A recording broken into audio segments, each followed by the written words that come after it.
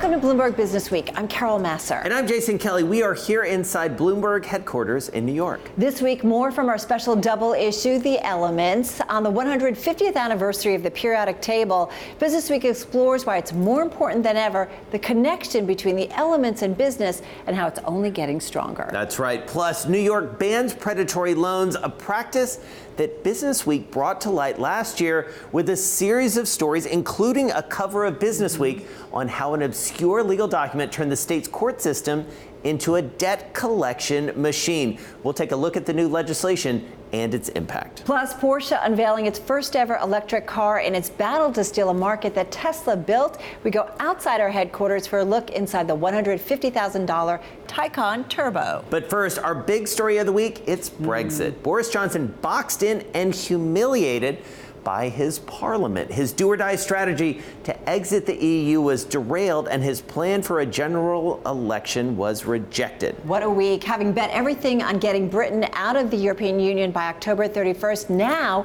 he really can't back down. Let's bring in editor Tim Ross in London on what's next for the UK Prime Minister and if he will need to delay Brexit. Tim, good to have you here with us. What a week it was for Boris Johnson. How weakened is he as a leader of the UK? Well, really, Boris Johnson is completely trapped. He's been British Prime Minister for only 6 weeks, and already he's discovered that there's not a great deal that he can do. He's in charge of now a government that has no majority at all in the House of Commons, because, not least, he decided to fire 21 members of his own party who refused to follow his instructions. It's an extremely difficult situation for him. He's lost all his authority. His only route out now is to get a general election and hope that the country gives him a majority in Parliament and a new mandate. But he tried to do that this week, and he couldn't even get that election that he wanted. So it's anybody's guess really where this will play out. He's going to try again on Monday, to get that election in another vote in the Commons, but we'll see if he gets any further this time. Tim, what was the biggest miscalculation that he made? Because he obviously swept in with his traditional bravado, essentially saying, this is going to happen, I'm going to make it happen. But what was the mistake that he made? I think Johnson it remains to be seen whether any of this is a mistake. I mean, it's certainly still technically possible that he pulls off a kind of miracle here and somehow or other manages to get a deal out of the European Union before October the 31st, or indeed gets his election and comes back with a thumping majority from the country and takes the UK out with no deal. So we have to reserve judgment a little bit at this stage, but right now I think the clear truth is that he's boxed himself into a corner by promising do or die to get the UK out of the EU on October the 31st, and that's given him no real room for manoeuvre. It was important to get him elected as Tory leader and UK Prime Minister back in the summer, but it's meant that he's really got no flexibility at all right now. What does it mean for the UK public? I'm just curious where they weigh in on Brexit at this point. The country is completely divided. Ever since that 2016 referendum, the UK has been pretty much split down the middle on Brexit, and attitudes haven't really changed a great deal in that period, actually. You can see on the one hand those Eurosceptic, anti-EU, pro-Leave voters are still pretty keen to get on with it, and people who voted for Remain still think the UK should stay in. It's poisoned politics, I think it's fair to say. In terms of the election, if Boris Johnson does get his election, it's very far from clear that he will get the majority he wants. These things can be very unpredictable, and that kind of gamble could easily backfire. So anytime you meddle with the British democracy, I think, or any democracy, it's very difficult to know how it's going to pan out. Well, and amid all of this drama in the you can't make it up category, his own brother quit the parliament, right? What was behind that? Yes, the Johnson family is an extraordinary psychodrama in its own right. His brother, Boris Johnson's brother, Joe Johnson, was a minister and a member of parliament in the party. Very highly regarded, completely different sort of character actually, much quieter, softly spoken, just liked to get on with his job really pretty privately actually. So personality-wise, they were very different people. But Joe Johnson decided he could not any longer serve in the government or even in the same parliament as his brother because he disagreed so strongly with Boris Johnson's Brexit policy. He thought that it would be bad for the country to leave with no deal. And so Boris Johnson has suffered that personal as well as professional blow as well, on top of everything else this week. Yeah, can't wait for the holidays to come around and they're all together around the family table for dinner. Tim, one last question. I am curious about, can we say that we'll know in a few months ultimately whether or not that the UK will be in or out of the European Union?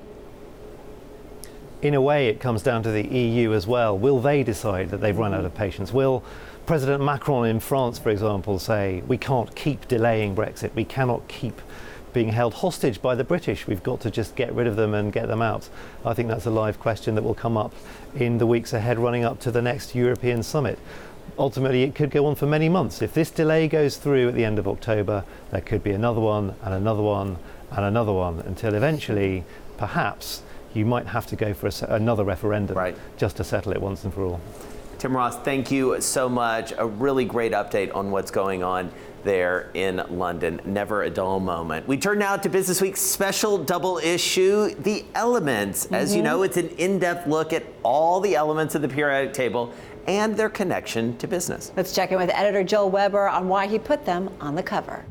What we basically decided to do was cover every single element on the periodic table, because ultimately these are all business stories. This is the story of business. Right. But you took us places I think were a lot of surprises for us, and I think we think of the periodic table, Joel, as, all right, it was developed a long time High ago, school it's chemistry old. class, right? Yeah, and it's just such a bigger, broader thing and means a lot today. That's right, and that's the wrong way to think about it. If you associate it with high school chemistry class and you get a little anxiety about those, beakers in the what's lab, a mole, all that, just forget about it. What we really wanted to do was make this fun, because things like helium, right? Party City was closing stores because there's a helium shortage, and yet there's entrepreneurs who are actually trying to solve that problem. Right. Or lithium, and you think about battery technology and what electric vehicles are going to be possible, or hydrogen for that matter. So every one of these things, and just things that we take for granted, like a computer chip, and how many elements are required to actually make this. So they're kind of hidden in plain sight, and yet they are absolutely fundamental to the modern economy and the future of business. And coming up, we'll bring you more on why matter still matters. We dig into the periodic table on its 150th anniversary and the connection between the elements and the world of business. It's only getting stronger. Plus, we've got a look at the history and the chemist behind the table, why he is regarded as an inventor today, and why this year is being celebrated as the International Year of the Periodic Table. This is Bloomberg BusinessWeek.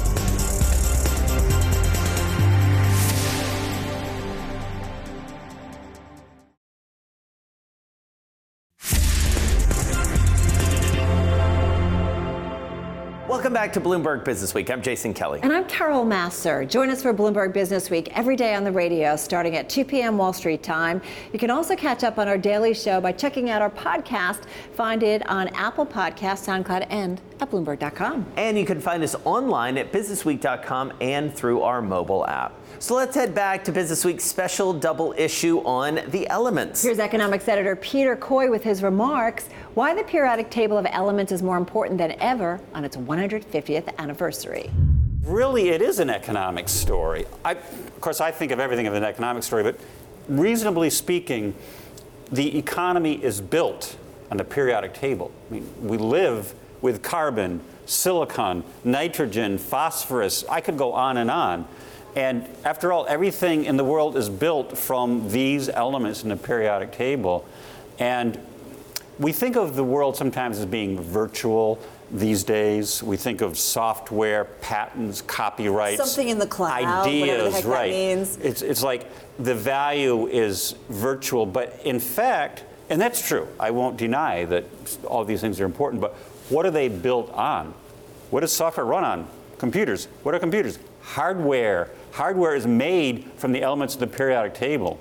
Well, and this is what's interesting, and what I think is fascinating about this issue. So here we are celebrating the 150th anniversary of the periodic table, right? Yes. And your point is that it's even more important than ever before. It maybe seems and feels so yesterday, but it's really relevant and really important. Yeah, and what fascinated me as I was working on this story is how the periodic table has been exploited. So as technology advances, we get more and more, I mean the experts, not I, but get more and more precise about formulations, finding exactly the right pinch of this, pinch of that. Semiconductors, for example, integrated circuits have many, many layers, and each one has a different composition tweaked for optimal performance. So you have arsenic.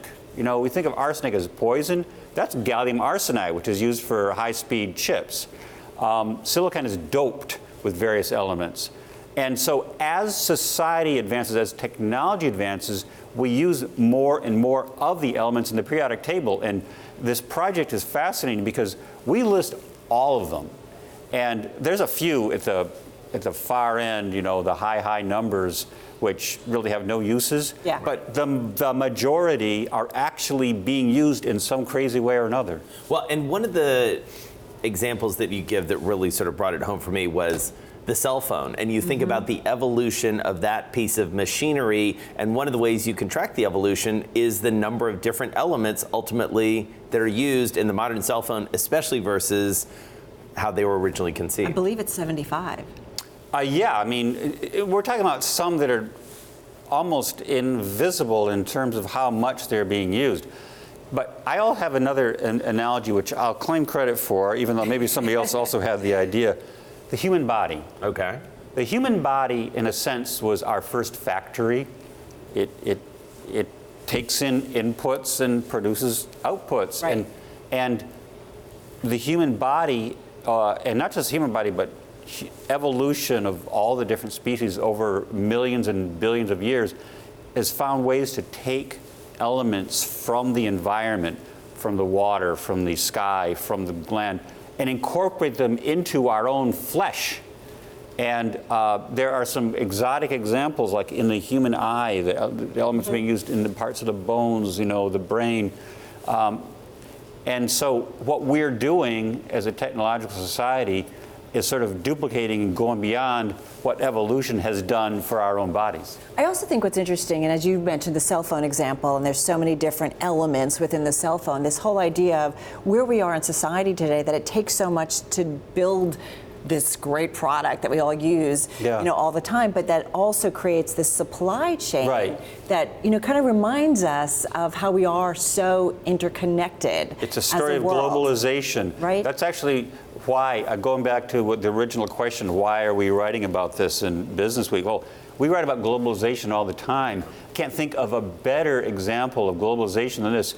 These war-torn countries in Africa are incredibly vital sources of some of the elements that are used in cell phone products and so on. So we think about conflict diamonds, but there are conflict minerals as well. And we have this fight now over the rare earth elements. Right. So part of the trade war, ultimately, in some form or fashion, at least in the tensions between the U.S. and China, and maybe China and the rest of the world. So China is the world's leading producer of rare earths, which are not actually rare in terms of their percentage of composition of the Earth's crust, but they are increasingly hard to get. And for more on the history of the systematic and predictive periodic table, and to put it into perspective, here's the editor behind the issue. We call him the architect, Jeremy Keene. A Siberian fellow by the name of Dmitry Mendeleev. You know, as most scientists do, he went to school elsewhere in Europe. He came back home, working out of St. Petersburg, and there was a lot of discussion in the scientific community at that time about what are the building blocks of matter, why do some substances resemble others, why do they behave the same way, and there was this idea of periodicity, that you could order them in a way that showed how certain elements were like other ones. Others were trying to crack this and produce something that looked logical, and, you know, sort of importantly with science, when you have a hypothesis, you want it to be tested by others, and they can independently say, like, yes, this is scientifically sound. And so he produced a table that showed the periodicity of the elements, so why carbon and silicon, for example, behave in certain ways, and they're vertically aligned on the table. but also predicted. There's rhyme and reason to the rows and so on and so forth. Right, and when he did it, he predicted there were certain holes where we hadn't actually discovered the element yet. Isn't that crazy? Yeah. That's the other thing, that he left openings because he knew that there was more to come. Right, and then so when I believe germanium is an example of one that they discovered it, and they were like, that's where that goes. It fits there. Yep. And that's sort of what gave it its power, and others began to use it as a reference point. And this was happening, sort of helped kick off an era of industrial chemistry and just a new appreciation Right. of the way the natural world works. All right, for those of us who don't remember as well our high school chemistry days, I mean, how is it organized? I mean, what is the periodicity that you're talking about? Okay, so you know the way the table looks. It's got this kind of U shape. Yeah. It starts at hydrogen and then it ends at oganesson, I believe the pronunciation is at the very end. And so your columns, you have starts to get into, that the building blocks are, you have an atom, proton, right. and the electron, and then there's neutrons in there as well. But the proton, it's all ordered 1 through 118 by the number of protons that a particular element has in its atom. And then you have the electrons that circle around. Going from column to column, the number of electrons in the outer layer is similar. So that's why you can get, on two sides, you have sodium, an alkali, and then you have chlorine over on the other side, and they bond really well to make salt. Or potassium and iodine, which are in the same rows below, they bind together to make, you can get potassium iodine tablets to protect you from radiation. Right. Well, what's interesting is, there is a real logic and understanding, but there's also, he made some moves, right? He added some rows just below because he didn't want the chart to go too wide. Well, that came later. It was certainly kind of possible at the time. You've got those rows, the lanthanides, which are most of the rare earths go there, and then below that you have a lot of the nuclear, the sort of nuclear radioactive elements go below that. Right. But it hasn't changed much, right? Yeah. I think he died in the early 1900s, and it really hasn't changed. Some tweaks, correct? Yeah. Oh, yeah. I mean, it's been updated. The basic shape has been adjusted. When the original table was just like a series of text, it was not. It didn't. The squares and that kind of thing. Right. And the way that we think about the groupings was not necessarily pinned down at that time. But it sort of shows the power of what he did at that time, that you could still discover more about the periodic table. Coming up, oil industry critics fixate on carbon emissions, and with good reason. They do indeed, but there's another problem: sulfur. More from our special double issue, The Elements. This is Bloomberg BusinessWeek.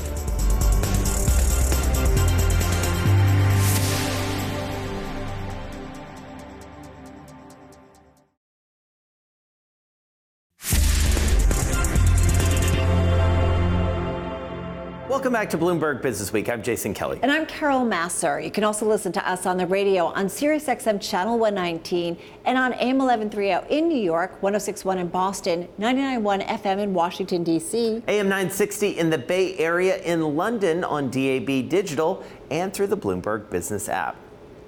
Well, on the 150th birthday of the periodic table, BusinessWeek explores why it's arguably the greatest org chart in business history. It's a special elements issue that covers all the elements, including sulfur. Here's this week's BusinessWeek explainer on the oil industry's other problem. It's been linked to a nightmare list of problems, everything from acid rain to lung cancer. 1 gallon of the high sulfur fuel used in most ships contains as much sulfur as 3,500 gallons of gasoline.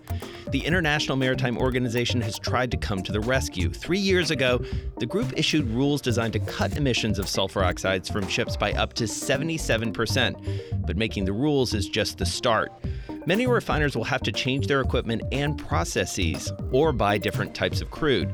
Some ship owners will keep buying the old, dirtier fuel and install scrubbers on board their vessels. And the new fuel will be pricier. It's estimated that sending a supertanker of crude from Saudi Arabia to Houston could cost $1 million more compared to a vessel still using the old, dirtier stuff. But here's what's at stake. One study estimates that by 2025, the lower sulfur emissions will prevent more than 500,000 premature deaths from lung cancer and heart disease. And for more on high sulfur fuel and how ship owners are expected to comply with those new rules, Here's reporter Jack Whittles in London.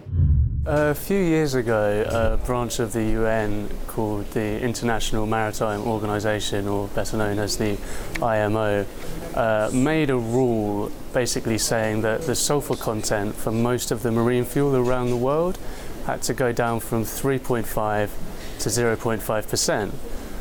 Sounds pretty simple, but for the oil industry and the maritime industries, that was a huge upheaval. And since then, we've been writing thousands of stories about how the different sectors are dealing with that transition. Talk to us a little bit about high sulfur fuel, what it is, and why it's so bad. So what it is when you take a barrel of crude oil, you take it to your oil refinery, you're going to distill it and then put it through various processes to make lots of more valuable fuels that we know, like gasoline, diesel, jet fuel and other things. Fuel oil is what is left over from that process effectively. It's the stuff that doesn't distill when you burn a barrel of crude. And so it's sort of seen as a waste product from the refining system, and that is what goes into the world ships at the moment.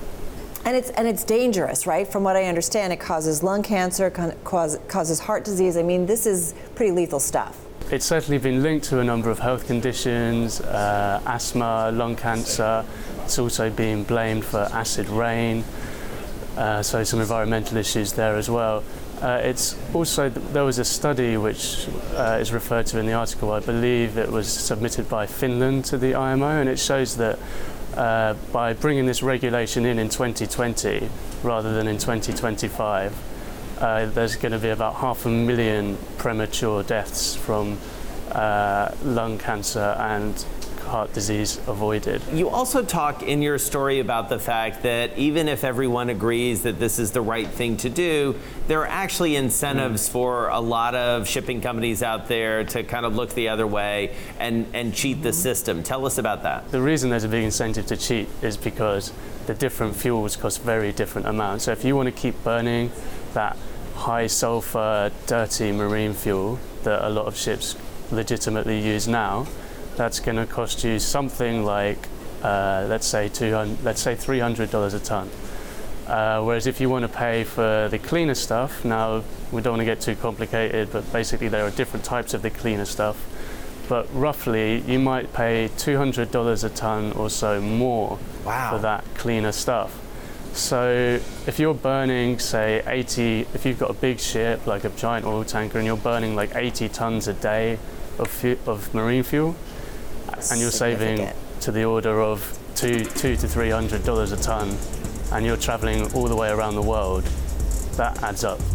Coming up, more on the elements, a different kind of inflation problem. The world is running out of helium, but two geologists, they might have a fix. Plus, a dangerous, different kind of liquid asset. Mercury is tainting a growing number of beauty creams. It's a $20 billion market, but it's got a big counterfeit problem. It does indeed. This is Bloomberg BusinessWeek.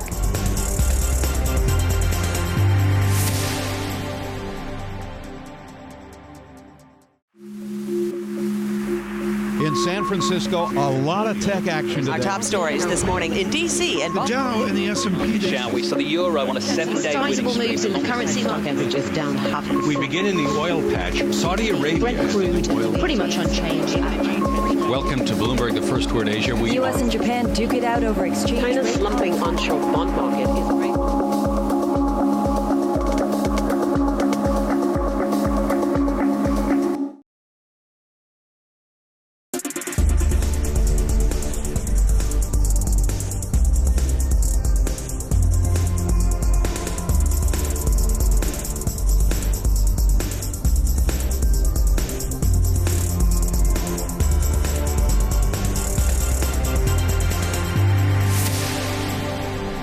Welcome back to Bloomberg BusinessWeek. I'm Carol Masser. And I'm Jason Kelly. Still ahead, Sex and the City author Candace Bushnell. She's got a new book. It's called Is There Still Sex in the City? We sit down to talk about that and what's changed for single women in the Me Too era. Plus, the world debut of the $150,000 Porsche Taycan Turbo. It could be trouble for Tesla. We caught up with Porsche North America CEO Klaus Zellmer. But first, back to breaking down BusinessWeek's special double issue on the elements. It covers all the elements, including helium. That's right. And the world's helium stores, they are running low. Prices are soaring, and it's not just party balloons at risk of going unfilled. Here's editor Jeff Muskus on a different kind of inflation problem.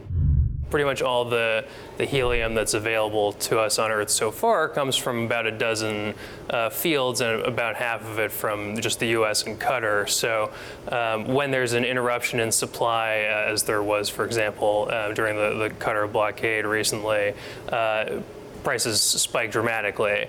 And it's become a bigger problem as the U.S. government has wound down its supply of helium reserves, which had been kind of a thing dating to the early 20th century, but went away at the end. And who knew that we actually had a bunch of reserves? Why did the government initially have those reserves? Well, it turns out that in the first half of the 20th century, actually as early as the late 19th, the government was betting pretty heavily on the future being ruled by airships. Yeah. Right. And Hindenburg sort of put an end Changed to that, yeah. Exactly. all of that. Well, and one of the things you point out, which I had no idea, among the key uses for helium today, arc welding, chromatography, medical lasers, optical fiber, intercontinental ballistic missiles, right, and space travel. Space travel certainly is something that's been on the minds of all of us, not just Elon Musk. Over the past few years, it is the billionaire's favorite pastime. Right. It feels like this is something that arguably could be even more important going forward, so this is that much more worrisome, it feels like. Yeah, I think that's right. In fact, NASA was the big reason for the feds to hold on to their store of helium through most of the latter half of the 20th century, and then it was in the 90s that the Congress said, well, the private sector should be able to handle this as well as the public sector's massive subsidies, so imposed a sort of winding down process on the federal stores, which then left the helium market with few controls when prices started jacking up. Tell us about the two individuals that are profiled in this story, these Australian geologists, right, who maybe have found a great well, if you will, of helium, and it also could be very dramatic in terms of changing the country where it is. Yeah, Josh Blewett and Thomas Abram James, the guys who founded this company, Helium One, had been former roommates in Australia. On a road trip. That's right. Yeah, right. So one invited the other along to come see where he'd been hunting for gold claims in Tanzania, and the other guy found a book a guidebook in the back of the truck while they were tooling around that seemed to suggest that parts of Tanzania had just off the charts levels of helium concentration. This is something that mining companies had really kind of ignored forever because helium has been sort of a byproduct of more profitable natural gas claims, for example. And it's although it's the second most abundant element in the universe, it's hard to keep on Earth. It tends to fly out into space unless it's contained, and so companies, for the most part, have been happy just to let it do that. Continuing with the periodic table, we turn now to mercury. Its poisonous properties, they are legendary. You might remember in Alice's Adventures in Wonderland, the Mad Hatter is mad because of a common compound used by hat makers that presumably ravaged his nervous system. It's an amazing bit of trivia that I did not know. Went there. Well, it's not just fiction, unfortunately. Today, women and men around the world are using skin lightening creams and soaps that are laced with the poison. And regulators and advocates are just scratching the surface of what's considered a global mercury crisis. Here's editor Vernon Silver in London. There are, in the markets of the developing world, a problem with lower priced things with ingredients that are completely unclear to the consumer. In this particular case, we went on essentially a raid in the Philippines where they just went shopping and bought the stuff, bought various creams and soaps, brought them back to the offices of this NGO in Manila, and did a test. There's a gun, an X-ray gun that shoots rays, literally a ray gun, at the jars of creams and gets an instant result showing what the mercury content is. And essentially anything, there's a measurement, 1 part per unit is the borderline on what would be safe. It's got to be less than 1. And we came up with numbers that were more than 20,000 times the FDA safe limit. How does this grow into this massive sort of black market, as it were, to get this into these products? Mercury it's cheap. You just you essentially get these big rocks and mash them up, and China is the biggest source of mercury compounds. It's turned into a powder that can be exported anywhere, and because it actually works, it makes its way into these products as a cheap lightning agent.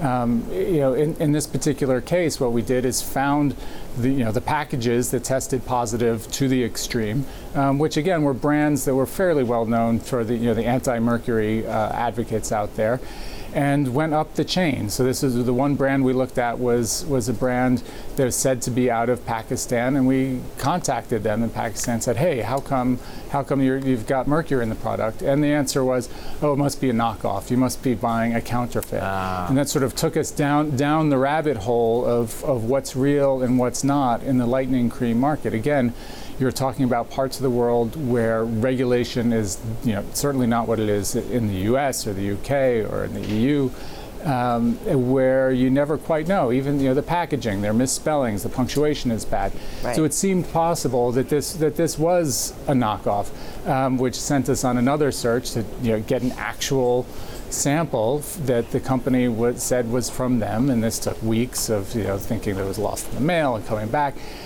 In the end, we got a result from the company in Pakistan itself, having it tested in Pakistan, and they sent us the results, and they said, we are clean, there's no mercury in our official product. What you got in the Philippines was a knockoff. And literally, as we were going to press, we got the official sample from the company in Pakistan, had it tested at the most reputable labs in Hong Kong, and lo and behold, it came up loaded with as much as 4,000 times the FDA limit for mercury.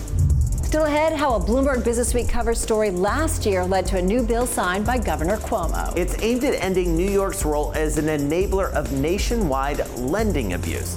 This is Bloomberg BusinessWeek.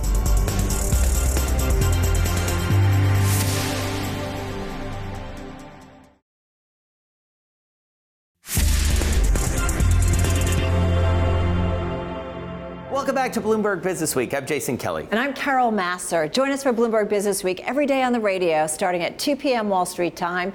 You can also catch up on our daily show by checking out our podcast at Apple Podcasts, SoundCloud, and at Bloomberg.com. And of course, you can find us online at businessweek.com and through our mobile app. And let's go back to a BusinessWeek story. It was on the cover last November, and it was a series of stories and data about the merchant cash advance industry. And it brought to light an obscure legal document that turned New York's court system into a debt collection machine. That's right, Jason. And now an update. It took a significant turn last week with the signing of a bill by New York Governor Andrew Cuomo. Here's reporter Zach Miter, who wrote the series last year with Zeke Fox. This was a great series of stories. Remind everybody, because I think it was about 5 stories that you guys wrote about some great investigative journalism. Remind us, though, about what it was all about. Sure. So the stories were about how this obscure legal instrument called a confession of judgment was being used by this cash advance industry. They make very, very high interest rate loans to small businesses like pizza parlors and truckers and plumbers and things like that. How they were using this instrument to essentially be able to unilaterally seize the assets of these businesses whenever they felt like it. And a lot of our series was about the abuses of this instrument. You could file these things in court without really having any evidence that the borrower wasn't paying, and then you could go in and basically immediately seize their bank account and go after their customers to get money. And New York essentially became the venue of choice because even if you were outside of New York, if it was filed in a certain way in New York, you could just go to a court, sort of upstate from where we are, get a stamp, and you get your money. That's right. So it was a nationwide industry and a nationwide practice, but they were all using courts in New York and not in New York City for the most part, but in relatively small county clerk's offices in places like Canandaigua, New York, and Buffalo. With these confessions of judgment, Zach, what was fascinating is basically as a small business owner, if you took this loan, you basically signed away your right to have your day in court, right, with the lender. That's right. It was almost like it's a little bit like a plea agreement in a criminal case, where you're essentially admitting that you owe this debt. But in the case of the cash advances, you would sign that as a condition of getting the loan. So essentially, before you got the loan, you're already admitting that you hadn't paid it back, and giving the lender the kind of total latitude to file it anytime they want. So what is, Andrew, talk to us a little bit about the bill that Governor Cuomo signed. Right, so the bill that the governor signed last Friday ends the practice when it comes to using the New York courts against out-of-state debtors. Right. So you can still do it against New York residents, but you can't do it in the rest of the country, which is like where 95% of the confessions in New York were filed against people in Florida and Texas. So that's going to go away. And so why was this able to persist for so long? Because if you're outside of the cash advance industry, like, you got to look at this and say, well, this just isn't right. I mean, it doesn't take a lot to say you shouldn't be able to do this. Yeah, I agree with you. And I think the problem was just that this practice had grown up so quickly. In just a few years, something like 30,000 of these were filed in about a little over 2 or 3 years. And so even though it became extremely common, it was virtually unknown outside of the industry. And even lawyers who represented these small business owners were kind of flummoxed. They had no idea how to handle this situation because it was so aggressive, and really no one had heard about it. Well, and what's fascinating is, I mean, you guys did a series of 5 stories, and you led us to a New York City official who was making over $1 million, I think almost $2 million, kind of being rather aggressive and going after these loans, right? That's right. So the other weird part of this story is that once you get this judgment entered in some courthouse in upstate New York, you then go to a city government official in New York City, and they're the ones who actually go and raid the bank account, and they get a percentage of whatever they recover. So there are city officials in New York who still to this day are making millions of dollars a year working for these predatory lenders. And so what happens next from here? Obviously, this is curbing the practice, as you say, for people outside of New York who can no longer have this used against them in the state of New York. Is there some momentum that maybe this practice will be sort of ceased or at least curbed in a more meaningful way? There are discussions of legislation at the federal level. There's other possible state legislation people have talked about, although it's not clear if it's going to go anywhere. And there's also a lot of investigations. The Federal Trade Commission, the New York Attorney General, and criminal investigators in New York City as well are all kind of looking into some of these abuses. All right, Zach, thank you so much. Really great reporting, investigative reporting. And as we talk about when impact journalism, you guys really brought about a change. Great stuff. Thank you. All right. Well, up next, the Sex and the City author Candace Bushnell on returning to the single scene in her new book. It's called Is There Still Sex in the City? That, plus her thoughts on feminism in today's economy. Wide-ranging conversation and trouble for Tesla, perhaps. After 4 years of hype, Porsche unveils its first electric car. We get an inside look with Porsche North America CEO Klaus Zellmer. This is Bloomberg BusinessWeek.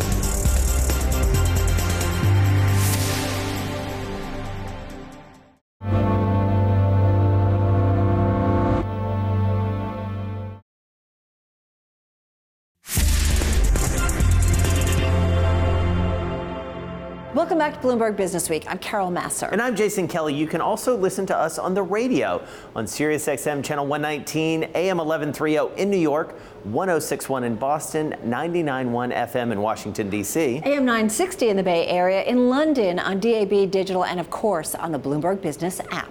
We go now outside the magazine to an author who, Carol, I have to say, practically defines the term zeitgeist. We're talking about Candace Bushnell. Of course, she wrote Sex and the City, the hit HBO series, and is now out with a new book, Is There Still Sex in the City?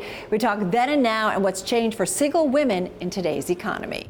When I was in my 30s and I was writing Sex and the City, I was a single woman, and there really weren't supposed to be any single women in their 30s. That was, 25 years ago.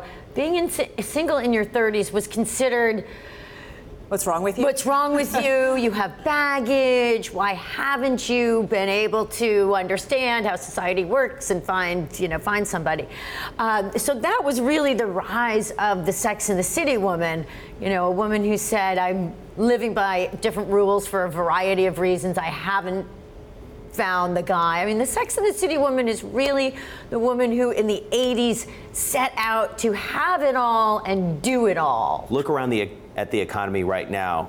By many accounts, it's booming from a consumer perspective, and yet we talk about it every day. There are sort of clouds looming on the horizon.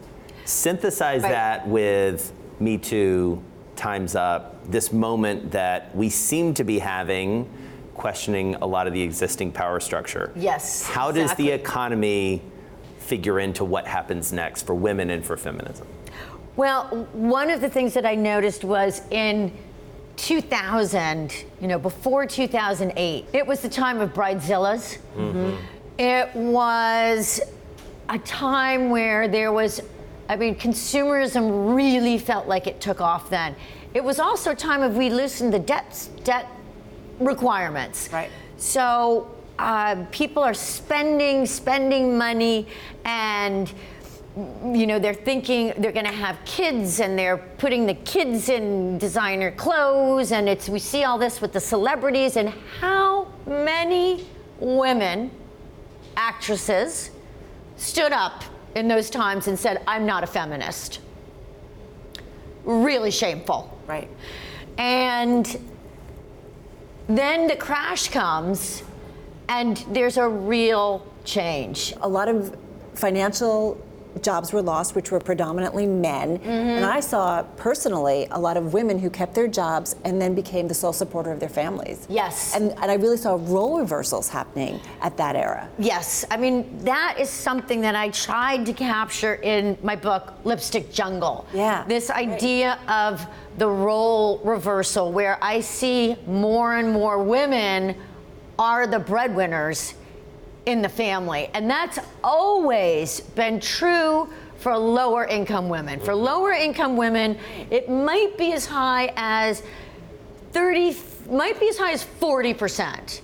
And, for upper income women, it was 20%. Now maybe it's 35%, but that's something that is inching up, along with less marriage and more single people. And in a sense, it's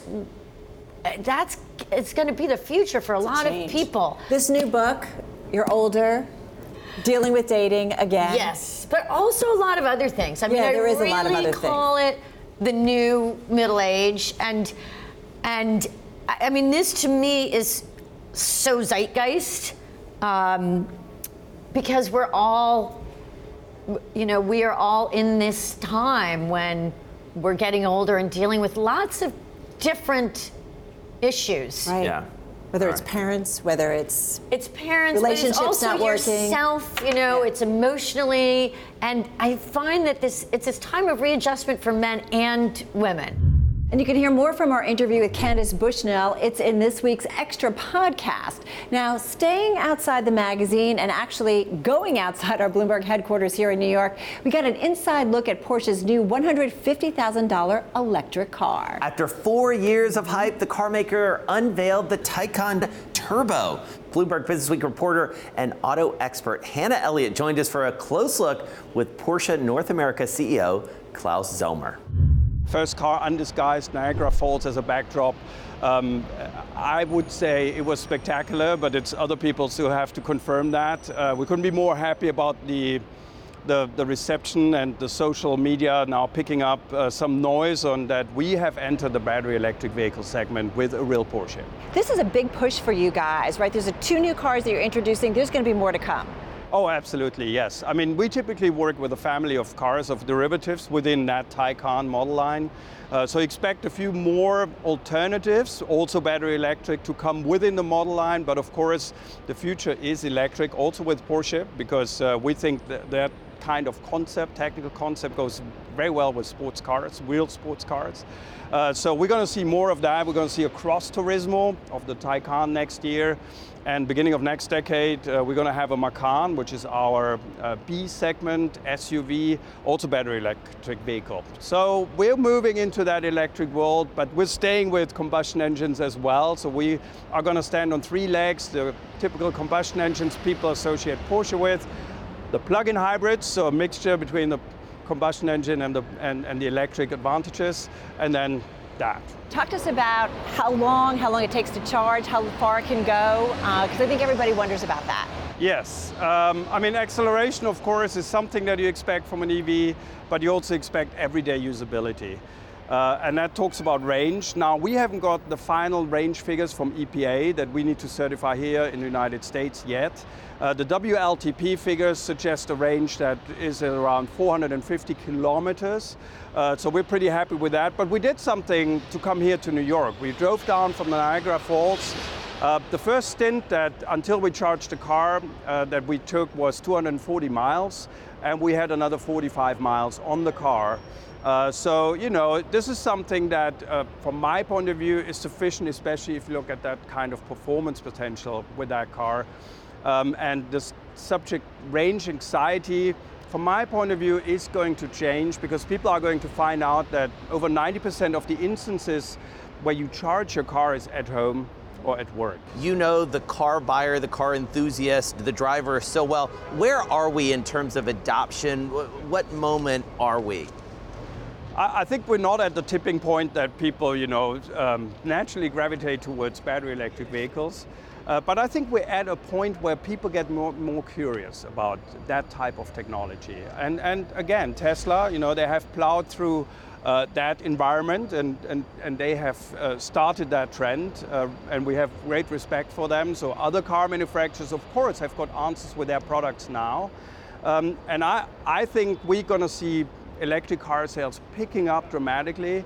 Actually, if you want to take Porsche as an example, 2025, we say that more than 50% of the cars that we sell new will have electric drivetrains, either a battery electric vehicle or a plug-in hybrid. Bloomberg BusinessWeek is available on newsstands now. And also online at businessweek.com and on our mobile app. All right, so what's your must read, must listen, must watch? Any of the above? It's a must watch. Check out that Porsche.